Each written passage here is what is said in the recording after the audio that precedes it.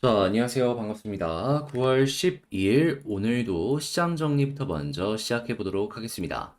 자, 들어보시고 여러분 구독과 좋아요, 알림 설정 한 번씩 꼭 눌러주시면 감사하겠습니다. 자, 일단 그동안 이 CPI 발표를 앞두고 뉴욕 증시가 약세의 모습을 좀 많이 보여주곤 했었죠. 그런데 오늘은 어떠한 이유 때문에 급등하게 되었다? 이 약세의 흐름은 그대로 유지가 될 것이다라는 전망이 있었는데 그 와중에 테슬라의 가격이 급등을 하면서 이 테슬라가 증시 전체를 끌어올렸다. 이렇게 볼 수가 있을 것 같습니다. 그런데 이 CPI 관련된 내용은 아직 끝나지 않았잖아요. 그러다 보니까 이를 우리가 꾸준하게 봐야 될 필요가 있는데 이에 대해서 제가 일정이랑 이제 디테일들 하나씩 여러분들께 말씀드리도록 하자면 일단 다음 주 9월 달 FOMC가 열립니다. 자, 그러다 보니까 많은 이들의 관심은 동결인가 아니면 인상인가 이제 이런 부분일 거 아니에요. 근데 이제 여기에 영향을 미치는 내용이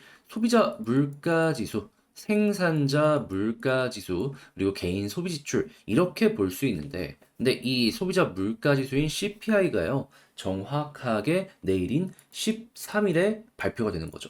그리고 14일에는 이 생산자 물가 지수가 발표되고요. 그리고 이제 개인 소비 지출이 아무래도 고용이랑 연결이 되어 있잖아요. 근데 그 고용에 영향을 미치는 게 결국에는 일자리 관련 데이터인데 15일 날 미국의 산업 생산, 예, 일자리랑 연결이 되죠.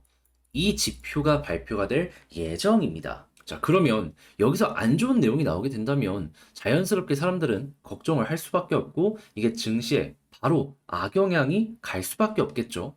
그래서 그동안 이 보수적인 시선이 꾸준하게 이어졌다라고 생각을 하시면 되는 겁니다. 9월달 같은 경우에는 현재 동결의 확률이 93% 여기까지 반영이 되어 있기 때문에 사실상 동결이 될 것이다라고 생각을 하는 게 맞긴 해요. 근데 9월 그러면 걱정 없는 거 아니냐라고 할 수 있지만 그 다음 FOMC가 있잖아요. 11월 달. 지금 여기에서 금리를 동결할 확률은 현재 52%, 53% 이거밖에 안 되기 때문에 이제는 시선을 9월을 넘어서 11월 봐야 되고 이런 지표가 이 11월 달에 영향을 미칠 것이다. 그리고 이게 안 좋은 모습이 보여지게 된다면 여기에서 나오는 내용 때문에 증시의 약세가 나올 수도 있을 것이다. 이렇게 여러분들이 보셔야 될 것 같습니다. 그러니까 지금 사람들이 경계하는 게 이 내용이 핵심이다라는 것이죠. 특히나 요즘에 유가도 많이 올라갔고 이제 곧 있으면 겨울 시작이면 가스도 오를 거 아니에요. 걸리는 게 많은 거죠. 다만 이런 내용이 나옴에도 불구하고 기대할 수 있는 부분을 좀 말씀드리도록 하자면 일단 전미은행가 협회에서도 경기 침체는 피할 가능성이 높다 이런 얘기를 했고요.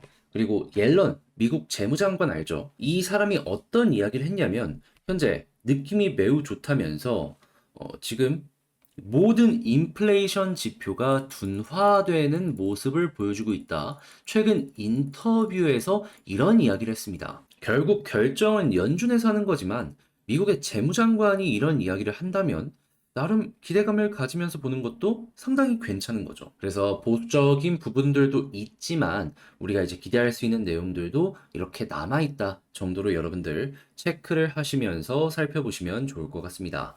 자, 그런데 이거 말고 지금 어떤 내용이 증시를 올렸는지 이것도 한번 살펴보도록 하자면요. 자, 그랬을 때 이 테슬라가 급등했기 때문이다라고 말씀드렸잖아요. 어떤 내용이 나왔냐? 이 모건 스탠리에서 이 리포트 하나를 발행을 했습니다. 근데 여기서 이제 어떤 내용이 나오게 되었냐면은 이번에 테슬라가 슈퍼컴퓨터 하나를 이 도입을 한다라고 합니다. 근데 요즘에 AI부터 시작을 해가지고 자율주행 이런 쪽으로 테슬라가 굉장히 많이 발전하는 모습이 보여지고 있잖아요. 근데 이 슈퍼컴퓨터가 테슬라의 가치를 하나로 보면 한 600조? 이 정도를 올릴 수 있을 것이다 라는 내용을 내놨습니다. 기존에 있던 것들과 시너지가 난다라고 생각을 했기 때문에 이런 내용을 이야기한 것이 아닐까 싶은데 근데 중요한 건 우리가 어떻게 분석을 하는지가 아니라 시장 사람들이 어떤 생각을 하는지 그게 맞는 것 같다. 예, 10% 폭등 나왔습니다. 그렇다면 테슬라 관련된 테마의 종목들도 자연스럽게 여기에 영향을 받아서 올라갈 가능성이 높겠죠. 그러면 여러분, 이 내용은 한국에도 영향을 미치기 때문에 관련 업종들은 꼭 한번 보면 좋겠다 정도로 체크를 하는 거 상당히 괜찮을 것 같습니다. 무엇보다 슈퍼컴퓨터 관련으로도 한번 여러분들 지켜보셨으면 좋겠네요. 그쪽 섹터는 최근에 많이 올라간 게 없잖아요. 테마가 생겼으면 은근슬쩍 한번 체크해보는 거 괜찮은 거죠. 자, 해서 현재 국제유가는 WTI 기준 87.29달러로 0.25% 하락 마감하였고요. 채권은 약세, 달러는 약세, 금 가격은 상승 마감하였습니다. 자, 그러면 이외에 우리가 좀 더 봐야 되는 뉴스가 어떤 게 있는지를 살펴보도록 할게요. 자, 그랬을 때 가장 먼저 보여지는 건 지금 중국 경기가 좀 많이 꺾이는 모습이 보여지고 있다 보니까 중국 인민은행에서 어떻게든 경제를 살리기 위해서 계속해서 노력하고 있죠. 그런데 최근에 금리를 인하한 데 이어서 추가적으로 또 금리를 인하할 수 있을 것이다라는 이러한 리서치가 발행이 되었습니다. 근데 이걸 보면서 몇몇 분들은 뭐 중국 안 좋으면 뭐 우리랑 상관없는 거 아니냐라고 하실 수는 있을 거예요. 근데 한국의 수출 비중을 보시면은 예, 이거 어떻게든 통해야 됩니다. 지금 중국의 경기 둔화, 미국보다는 중국 주변국의 타격이 심할 것이다라는 이런 내용이 미국 재무부장관의 입에서 나오게 되었습니다. 암만 한국인들이 중국에 대해서 요즘에 인식이 많이 안 좋았다라고 하더라도 경제 관련으로만 놓고 봤을 때에는 중국이 이렇게 무너지게 되면은 한국은 극심한 타격을 받을 수밖에 없다라는 겁니다. 만약에 이게 안 통하는 모습이 보여지게 된다? 그럼 한국 경제에 뇌관이 될 수 있기 때문에 그때는 그냥 증시 전체를 조심해야 될 필요가 있다. 이걸 생각을 하시면서 보시면 좋겠습니다. 자, 그리고 지금 AI 섹터 같은 경우에도 굉장히 많이 발전하는 모습이 보여주고 있는데 그동안은 마이크로소프트 이를 중심으로 AI가 계속 확산하는 이런 모습이 보여줘 왔잖아요. 그런데 여기에 페이스북이 대놓고 경쟁에 대한 발표를 했습니다. 이 메타버스와의 연결성을 위해서도 굉장히 많은 투자를 하고 있는 걸로 알려지고 있는데 지금 어느 정도 궤도에 올랐는지 더 강력한 AI 이런 발언을 직접적으로 하는 걸 확인할 수 있고요. 그렇다면은 이걸 우리는 어떤 식으로 생각할 수 있다? 아, 반도체 전체의 투자는 늘어날 수밖에 없겠구나. 그러면 고성능 반도체에 대한 니즈는 커질 수밖에 없을 것이고요. 그러면 당연히 가격은 올라가게 되고, 그러면 이 반도체 관련되어 있는 섹터의 소부장 종목들 싹 다 올라가는 모습이 보여줄 수 있겠죠. 그러면 반등의 시간이 왔으니까 여러분들 걱정 없이 이 반도체도 한번 꾸준하게 살펴보시면 좋을 것 같습니다. 자, 그리고 이렇게 반등이 예상이 되는 반도체인데 이 반도체를 K 배터리의 매출이 2년 후에 넘을 것이다 라는 발표를 하면서 2차 전지에 대한 기대감은 여전히 유지가 되고 있다는 걸 확인을 할 수 있고요. 자, 그리고 배터리가 꾸준하게 성장을 할 것이다 라고 예상이 되는데 이게 자동차가 핵심이었단 말이에요. 그런데 이런 얘기도 들려오고 있습니다. 항공기용 리튬황 배터리 개발. 물론 항공기 같은 경우에는 이 안정적인 부분이 훨씬 더 중요하기 때문에 이게 표준이 되기 위해선 정말 수십 년의 시간이 걸릴 수밖에 없을 겁니다. 하지만 이게 잘 된다면은 저는 안정성이랑 이 주행 거리만 확보하게 된다면은 급격하게 기존 내연기관에서 이쪽으로 바뀔 수 있을 것이다라고 보고 있습니다. 왜냐하면은 항공료 너무 비싸요. 우리 이 해외여행 갈 때도 유류할증료라고 해가지고 계속해서 붙는 거 보셨잖아요. 그게 팍 줄어들 수 있는 거고, 그렇다라는 건 항공의 대중화가 보다 더 빠르게 진행이 될 수가 있다라는 것이죠. 그러면, 항공 이 업체들 입장에서도 굳이 그걸 이용을 안 할 이유가 없어요. 그래서 물론 시간이야 많이 걸리겠지만, 야, 이런 내용도 향후에 미래 먹거리가 될 수 있겠구나 정도로 생각을 해보시면 좋을 것 같습니다. 자, 그리고 지금 전기차 같은 경우에는 내연기관의 3배의 회로기판이 필요하다. 뭐 이런 이야기가 들려오고 있어요. 자, 그래가지고 회로기판 관련되어 있는 기업들 역시 매출이 올라갈 거라고 지금 보여지고 있는데, 근데 핵심은 뭐다? 반도체도 올라오고 있다. 그래서 이제 MLCC 같은 경우에는 여러분들 꾸준하게 한번 살펴보시면 좋겠고요. 그리고 지금 로봇 관련해가지고 두산 로브가 곧 있으면 상장을 한다라고 하니까 삼성이 투자한 레인보우 로보틱스부터 시작을 해가지고 관련 테마도 여러분들 꾸준하게 살펴보시면 좋을 것 같습니다. 자, 이렇게 시장 정리 한번 싹 해봤는데 어떻게 여러분들께 도움이 되었을지 모르겠습니다. 잘 보았다라고 생각을 하신다면 구독과 좋아요, 알림 설정 한 번씩 부탁을 드리고요. 그리고 지금 말씀드린 내용은 텔레그램 공부방을 통해서 여러분들께 말씀드리고 있으니까 좀 빠르게 보고 싶다? 라고 하시는 분들은 영상 소개란에 있는 링크 클릭하시고 들어오시고 제가 이제 고르고 고른 이런 리포트들 그냥 내용만 좋다고 보는 게 아니라 수급 좋고 차트 좋고 내용 좋은 그런 종목들만 올려드리고 있는 거니까 이런 것들도 한번 같이 공부해보고 싶다라고 하시는 분들은 들어오셔서 확인 한번 해보시면 좋겠습니다. 자, 그러면 개별 종목 한번 시작을 해보도록 할게요. 자, 구독자 여러분, 1.7만 명 너무 감사드립니다. 자, 그래서 제가 항상 하는 거 있죠.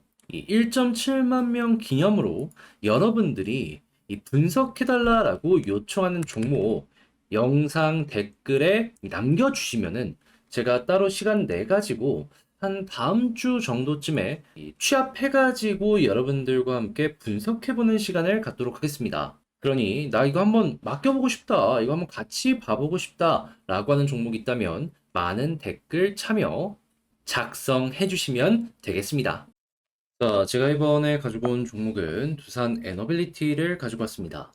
일단 오늘 좀 빠지는 모습이 보여지고 있는데 지금 증시의 영향을 받아서 하락이 조금 나온 것이기 때문에 큰 틀만 변함이 없다면 특별히 걱정을 하든가 그러지 않아도 될 것 같은데 지금 여기에서 우리가 가장 중요하게 생각을 해야 되는 건 어떤 것이 있는지 하나씩 살펴보는 시간을 갖도록 하겠습니다. 들어보시고 구독, 좋아요, 알림 설정 한 번씩 눌러주시면 감사하겠습니다. 자, 일단 나오는 뉴스를 좀 살펴보게 된다면 지금 이런 내용 나오고 있습니다. 원전 설비 단독 수출 중소 2027년까지 100곳 넘게 키울 것이다. 한마디로 정부에서 이 지원을 굉장히 많이 해 우리나라 원전 업체들 자생력을 높여줄 것이다. 이런 얘기를 한다는 건데 일단 뭐가 됐든지 간에 한국의 원전의 미래를 훨씬 더 밝게 만들겠다라는 정부의 의지가 향후에도 이어질 것이다라고 생각을 할 수 있을 것이기 때문에 당연히 두산 에너빌리티는 이 꼭대기에 있는 위치로서 수혜를 받을 가능성이 높아질 수밖에 없겠죠. 그리고 이렇게 한국의 제품들이 해외에 판매되는 모습이 보여지게 된다면 해외에서도 원전의 수주에 대한 이야기가 나올 때 국내 기업들이 일단 최우선적으로 고려가 될 가능성이 높을 것이고요. 뭐 지금도 최상단에 항상 있긴 했지만 더 좋아지면 훨씬 편안하게 볼 수 있는 거 아니겠습니까? 자, 그래서 이렇게 관련 업계가 커지는 호재가 나왔다라는 거 첫 번째 체크할 수 있고 이 두 번째 같은 경우에는 두산은 지금 이 원전이 커지는 만큼 수소도 커질 것이다 라고 생각을 하면서 관련 업계의 사업들을 키우기 위해서 계속해서 노력하는 모습이 보여주고 있는데 이 수소 에너지 국제 세미나가 열렸다라고 합니다. 여기서 두산 에너빌리티 같은 경우에는 어떤 거를 발표를 했냐? 지금 한국에서는 가스터빈으로는 유일한데 이거를 이제 수소터빈으로 이제 차근차근 전환을 해나가는 이 과정에 대해서 발표를 했다라고 합니다. 자, 그러면 일단 우리나라가 가스터빈에 투자를 많이 하는 만큼 수소터빈에도 투자하는 모습이 보여지게 된다면, 야, 이 속도에 따라서 두산 에너빌리티 또 하나의 미래 먹거리 굉장히 커질 수 있겠구나. 이런 식으로 생각을 할 수 있겠죠. 그리고 무엇보다 다시 한번 말씀드리지만 이 가스 터빈에서 결국에 몇몇 부품만 바뀌는 게 수소 터빈으로 이제 연결되는 거란 말이에요. 근데 이 몸체가 되는 이 기술력이 전 세계에 몇 기업 안 가지고 있다라고 합니다. 자, 두산 에너빌리티는 여기에서 그 열 손가락 안 되는 기업 중에 한 군데고요. 그러면 수소 터빈 관련이나 수소 생태계가 커진다라는 이야기가 들려오게 된다면 이 수소 터빈으로 바꿀 수 있는 이 부품은 다른 기업의 제품을 쓸 수 있다라고 하더라도 가장 기술력이 필요한 몸체 같은 경우에는 두산 에너빌리티의 제품을 쓸 가능성이 상당히 높아진다라고 생각을 할 수 있다라는 겁니다. 그리고 영업이익률이 가장 많이 남는 것도 기술력 필요한 이 분야다라고 볼 수 있고요. 자, 그러면 오늘 또 한번 지금 두산 관련해가지고 원전뿐만 아니라 수소 쪽에서도 괜찮은 뉴스가 보여지고 있다. 그렇기 때문에 사업적으로는 지금 당장은 특별히 걱정할 게 없는 상황이다 정도로 생각을 하시면서 보시면 좋을 것 같습니다. 그리고 다만 이제 하반기에 이 유럽 쪽에서 수주에 대한 일정이 계속해서 이어질 거거든요. 중동까지. 그때 웨스팅하우스와의 협의 이거 어떻게 되는지 이것만 관심 있게 보시면 괜찮겠네요. 여기서 만약에 잘 풀리게 된다면 정말 마지막 하나 있는, 그나마 하나 있는 이 악재까지 완벽 해소되는 모습으로 보여지게 될 테니까요. 자, 그러면 이렇게 뉴스적으로 나쁠 게 없다라는 게 보여지는 상황 속에서 현재 수급과 차트를 어떻게 읽어가면 좋을지를 살펴보도록 하자면요. 일단 수급적으로 어제 외국인 들어오길래 좀 좋아했는데 오늘 바로 마이너스로 연결되고 있습니다. 자, 그러면 이게 다시금 플러스로 며칠 더 이어지기 전까지는 좀 버텨야 될 필요가 있다라고 생각을 할 수가 있겠죠. 그래도 이 이전에 횡보했던 구간 위에서 만들어지고 있는 모습이기 때문에, 그리고 매수한 물량과 비교했을 때 상대적으로 적은 매도이기 때문에 이전에 매수 나왔던 것보다 많은 매도 물량 나오는 거, 그것만 아니면 뭐 큰 흐름상에 나쁜 건 없다 정도로 생각을 할 수 있을 것 같습니다. 자, 그럼 일단 외국인 수급 들어올 때까지는 버텨야 된다라는 거 1순위 말씀드리고요.